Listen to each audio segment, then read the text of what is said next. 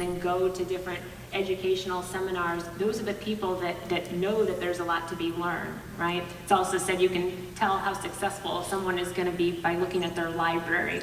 And I don't think it has to be just books. I get it. A lot of people don't read like actual bound books anymore. It could be an audiobook. It could be watching a YouTube video. It could be having a mentor. It could be hiring a coach.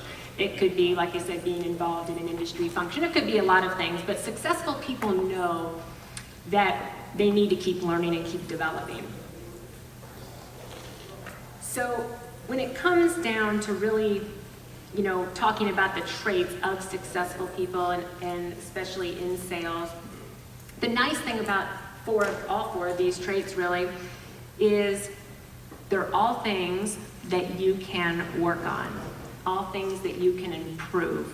You notice I didn't talk at all about things that had to do with your stature in life or what you looked like, your appearance, right? Or what part of the country you were born or what part of the world you were born in. Frankly, as I look at some of my friends from around the world, they all are things that you can work on.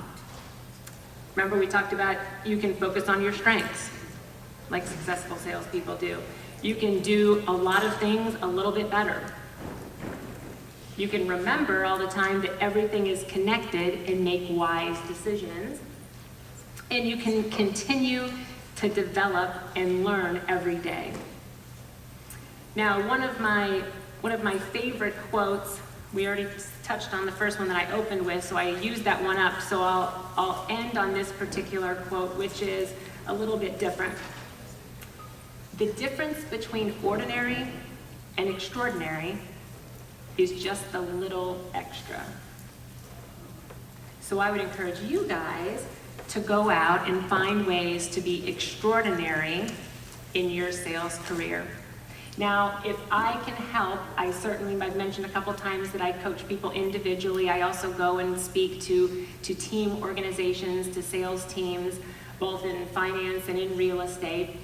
I'll be here the rest of the day. We're doing a top producer panel, so if there's anything I can answer for you afterwards, please let me know. There again, I didn't give out a bunch of materials, but my business cards certainly are around. We've also talked about doing some mastermind groups in Central Florida. This is going to be my shameless plug for our Orlando chapter of NAMBA.